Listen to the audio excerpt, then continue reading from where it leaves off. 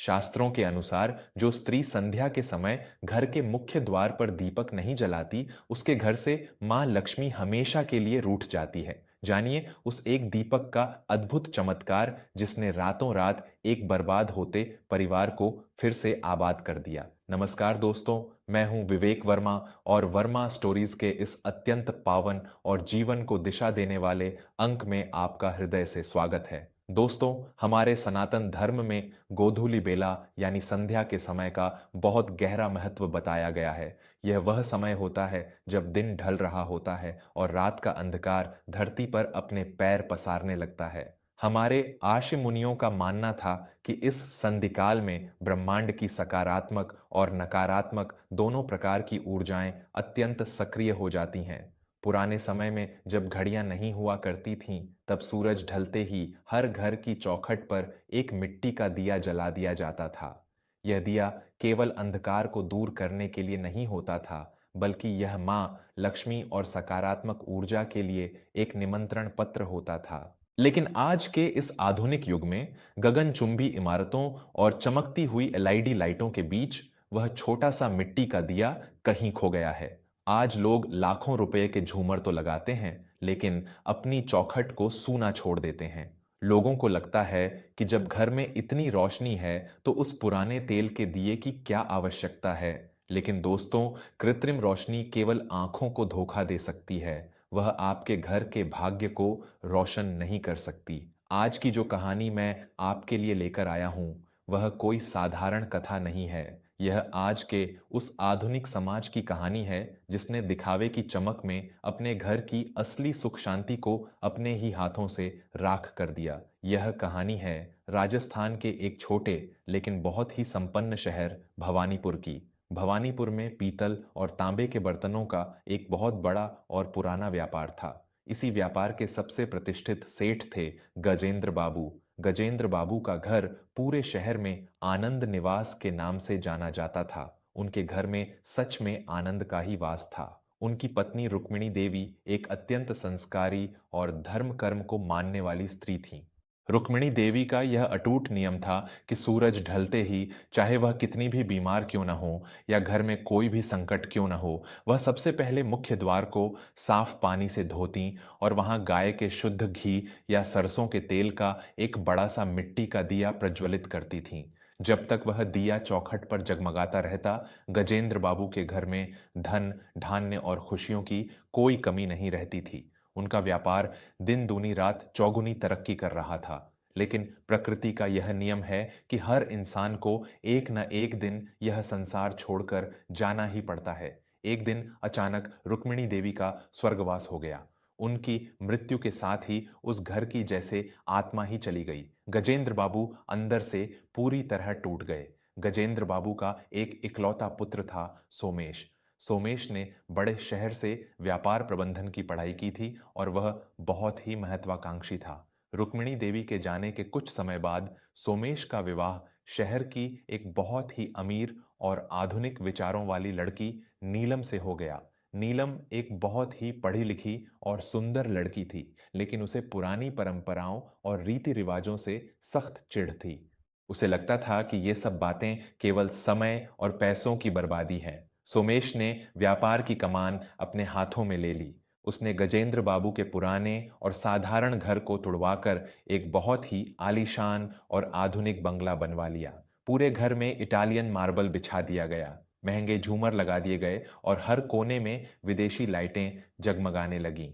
एक दिन शाम के समय जब सूरज ढल रहा था, गजेंद्र बाबू अपने कांपते हाथों से एक मिट्टी का दिया और तेल की कुप्पी लेकर मुख्य द्वार की तरफ जा रहे थे। रुक्मिणी के जाने के बाद गजेंद्र बाबू ने खुद ही इस नियम को निभाना शुरू कर दिया था। तभी नीलम वहां आ गई। पिताजी, आप फिर से यह तेल का दिया लेकर आ गए। मैंने आपको कितनी बार मना किया है। यह तेल रिसकर मेरे महंगे इटालियन मार्बल को खराब कर देता है। फर्श पर काले धब्बे पड़ जाते हैं और दीवारों पर भी कालिक जम जाती है। आप क्यों नहीं समझते? नीलम ने बहुत ही झुंझलाते हुए कहा। गजेंद्र बाबू ने शांति से समझाने का प्रयास किया। बहू नीलम, यह दिया कोई साधारण रोशनी नहीं है। यह हमारे घर की परंपरा है।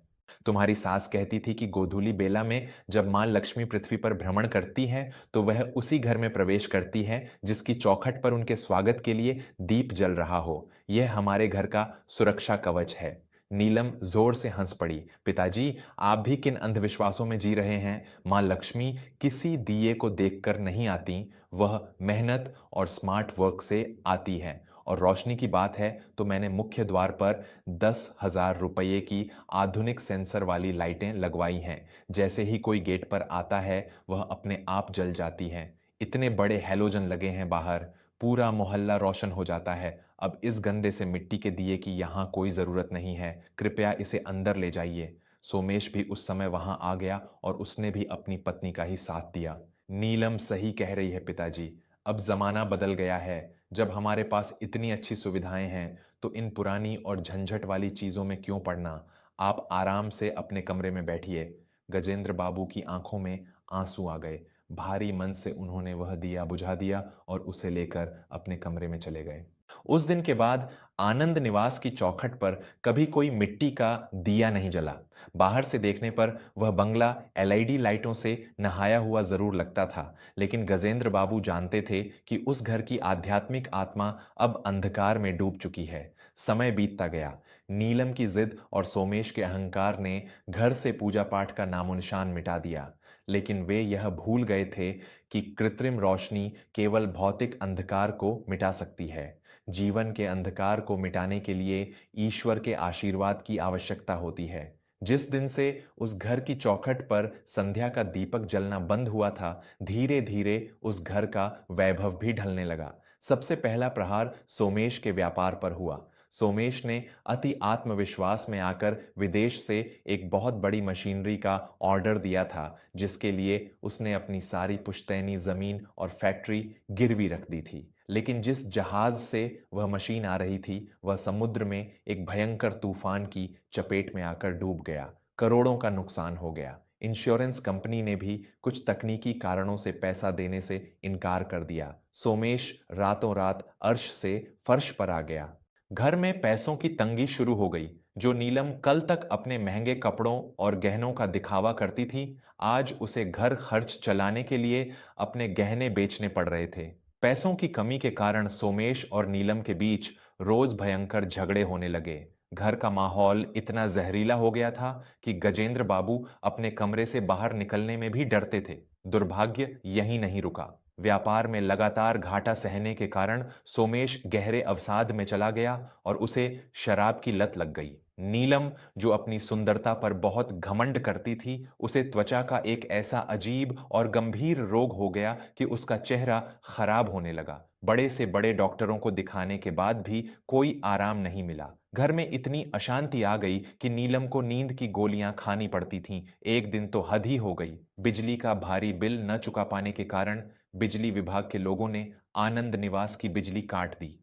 जिन महंगी और सेंसर वाली लाइटों पर नीलम को इतना घमंड था, वे सब बुझ गईं। वह आलीशान बंगला अब एक खौफनाक और अंधेरे खंडहर की तरह लगने लगा था। नीलम अंधेरे में बैठी फूट फूट कर रो रही थी। गजेंद्र बाबू चुपचाप एक कोने में बैठकर अपनी पत्नी रुक्मिणी को याद कर रहे थे। तभी उस घोर अंधकार में मुख्य द्वार पर एक हल्की सी खटखटाहट हुई। सोमेश ने जाकर दरवाजा खोला। सामने गजेंद्र बाबू की बड़ी बहन यानी सोमेश की बुआ गोदावरी देवी खड़ी थीं। गोदावरी देवी एक बहुत ही सात्विक, ज्ञानी और तपस्विनी महिला थीं जो तीर्थ यात्रा पर गई हुई थीं और आज कई वर्षों बाद लौटी थीं। जब गोदावरी देवी ने घर के अंदर कदम रखा तो उन्हें एक अजीब सी घुटन महसूस हुई। उन्होंने देखा कि पूरा घर अंधकार में डूबा है। नीलम जमीन पर बैठकर रो रही है और सोमेश शराब के नशे में एक कोने में पड़ा है। गजेंद्र बाबू ने रोते हुए अपनी बहन को घर की सारी दुर्दशा कह सुनाई। गोदावरी देवी ने गहरी सांस ली और नीलम के पास जाकर बोली, बेटी, जब इंसान अपने संस्कारों की जड़ें खुद काटता है तो फल चाहे कितने भी मीठे क्यों न हो, पेड़ सूख ही जाता है। नीलम ने रोते हुए कहा, बुआ जी, हमने ऐसा क्या पाप किया था? हम तो किसी का बुरा नहीं चाहते थे, फिर हमारे ही घर पर यह विपत्ति क्यों आई? भगवान ने हमारे सारे रास्ते क्यों बंद कर दिए? गोदावरी देवी की आवाज में एक अजीब सी गंभीरता आ गई। उन्होंने कहा, भगवान रास्ते बंद नहीं करता बेटी, इंसान खुद भगवान के घर आने के रास्ते बंद कर देता है। गजेंद्र ने मुझे सब बताया है। तुमने उस आधुनिकता के अहंकार में अपने घर की चौखट से उस दीपक को बुझा दिया जो तुम्हारे परिवार का असली रक्षक था। नीलम ने हैरानी से पूछा, बुआ जी, क्या सच में एक मिट्टी का दिया न जलाने से किसी का व्यापार और घर बर्बाद हो सकता है? यह कैसे संभव है? गोदावरी देवी जमीन पर बैठ गईं और उन्होंने उस आधुनिक पीढ़ी को वह गूढ़ रहस्य समझाया जिसे आज का विज्ञान भी नमन करता है। नीलम, गोदावरी देवी ने कहना शुरू किया, यह संसार ऊर्जा का खेल है। दिन के समय सूर्य की सकारात्मक ऊर्जा होती है और रात के समय नकारात्मक शक्तियां हावी हो जाती हैं। संध्या काल वह समय है जब दोनों ऊर्जाएं टकराती हैं। हमारे शास्त्र कहते हैं कि इसी समय दरिद्रता, जिसे हम अलक्ष्मी कहते हैं, और समृद्धि, जिसे हम लक्ष्मी कहते हैं, दोनों ही भ्रमण पर निकलती हैं। गोदावरी देवी ने नीलम की आंखों में देखते हुए कहा, जब तुम चौखट पर बिजली का बल्ब जलाती हो तो वह बल्ब धन और तारों से चलता है, उसमें कोई भावना नहीं होती, वह सिर्फ भौतिक अंधेरे को काटता है। लेकिन जब एक स्त्री अपने हाथों से पूरी श्रद्धा और समर्पण के साथ मिट्टी के दिए में तेल और रुई की बाती रखकर उसे प्रज्वलित करती है तो वह दिया पंचभूतों पृथ्वी, मिट्टी, जल, अग्नि, वायु और आकाश का प्रतीक बन जाता है। वह दिया माँ लक्ष्मी को यह संदेश देता है कि इस घर के लोग अहंकार से मुक्त हैं और ईश्वर के प्रति समर्पित हैं। सोमेश का नशा भी अब उतरने लगा था। वह ध्यान से अपनी बुआ की बातें सुन रहा था। चौखट हमारे घर का वह हिस्सा है जो बाहरी दुनिया और घर की पवित्रता के बीच की सीमा है। जब तुम वहां संध्या दीप जलाती हो तो उस अग्नि से एक ऐसा आध्यात्मिक आभा मंडल तैयार होता है जो बाहर की किसी भी नकारात्मक ऊर्जा, किसी की बुरी नज़र या किसी दुर्भाग्य को घर के अंदर प्रवेश नहीं करने देता। और जिस घर की चौखट गोधूली बेला में सूनी और अंधकारमय रहती है, वहां अलक्ष्मी बिना किसी रोक टोक के प्रवेश कर जाती है। तुम्हारे घर में जो यह पैसों की बर्बादी, बीमारियां और कलह आई है, यह उसी अलक्ष्मी का प्रभाव है जिसे तुमने खुद अपने अहंकार से न्योता दिया है। नीलम को अब अपनी गलती का पूरा एहसास हो चुका था। उसे समझ आ गया था कि उसने अपने झूठे घमंड और झूठी सुंदरता के चक्कर में अपने ही परिवार को नरक की आग में झोंक दिया था। वह फूट फूट कर गोदावरी देवी के पैरों पर गिर पड़ी। मुझे माफ कर दीजिए बुआ जी, मुझे अपनी गलती सुधारने का एक मौका दीजिए। मैं अपना सब कुछ दांव पर लगाकर भी इस घर की शांति वापस लाना चाहती हूँ। मुझे क्या करना होगा? गोदावरी देवी ने मुस्कुराते हुए नीलम के सिर पर हाथ रखा और कहा, ईश्वर का द्वार पश्चाताप करने वालों के लिए कभी बंद नहीं होता। उठो बेटी, जाओ और सबसे पहले अपने मुख्य द्वार को साफ करो। बिजली नहीं थी, पूरा घर अंधेरे में था। नीलम ने एक बाल्टी पानी लिया और अपने उन नाजुक हाथों से, जिनसे वह कभी काम नहीं करती थी, उस मुख्य द्वार की चौखट को अच्छी तरह धोया। गजेंद्र बाबू अपने कमरे से रुक्मिणी का वह पुराना मिट्टी का दिया निकाल लाए। नीलम ने उस दिए में सरसों का तेल डाला, रुई की बाती बनाई और भगवान का स्मरण करते हुए माचिस की तीली से उस दिए को प्रज्वलित कर दिया। जैसे ही उस दिए की लौ भड़की, उस घुप अंधेरे घर में एक अजीब सी सुनहरी और पवित्र रोशनी फैल गई। उस रोशनी में कोई चुभन नहीं थी, बल्कि एक ऐसी शांति थी जिसने कई महीनों बाद उस घर के सदस्यों के सीने को ठंडक पहुंचाई। नीलम ने हाथ जोड़कर चौखट पर अपना सिर रख दिया। हे मां लक्ष्मी, हे अन्नपूर्णा, मेरे अहंकार को क्षमा करना। अज्ञानता में मैंने आपका द्वार बंद कर दिया था। आज से यह दिया इस चौखट पर कभी नहीं बुझेगा। मेरे परिवार की रक्षा करना मां। सोमेश और गजेंद्र बाबू की आंखों से भी पश्चाताप के आंसू बह रहे थे।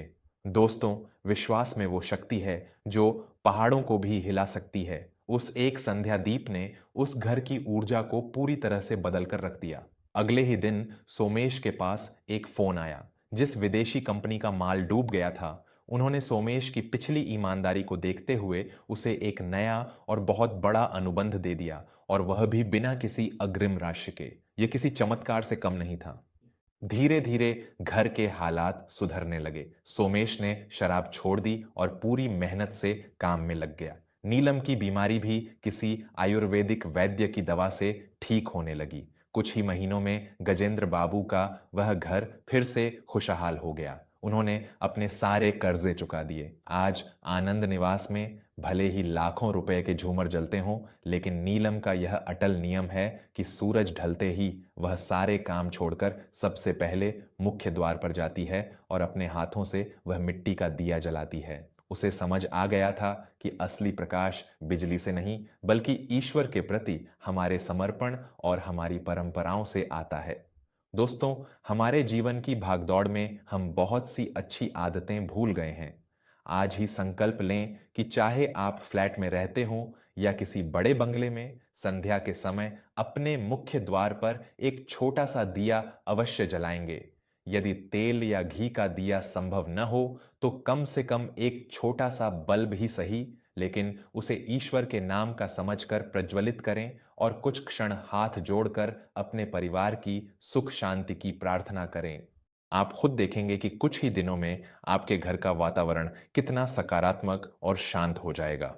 कलह और नकारात्मकता आपके घर का रास्ता भूल जाएंगी। क्या आपके घर में संध्या के समय दीपक जलाने की परंपरा आज भी जीवित है? और यदि नहीं, तो क्या आज से आप इसे शुरू करेंगे? अपने विचार हमें जरूर बताइएगा। यदि यह कहानी आपके दिल को छू गई हो, तो इसे अपने परिवार और मित्रों के साथ अवश्य साझा करें। जुड़े रहिए वर्मा स्टोरीज के साथ। अपना और अपने परिवार का खूब ख्याल रखें। धन्यवाद।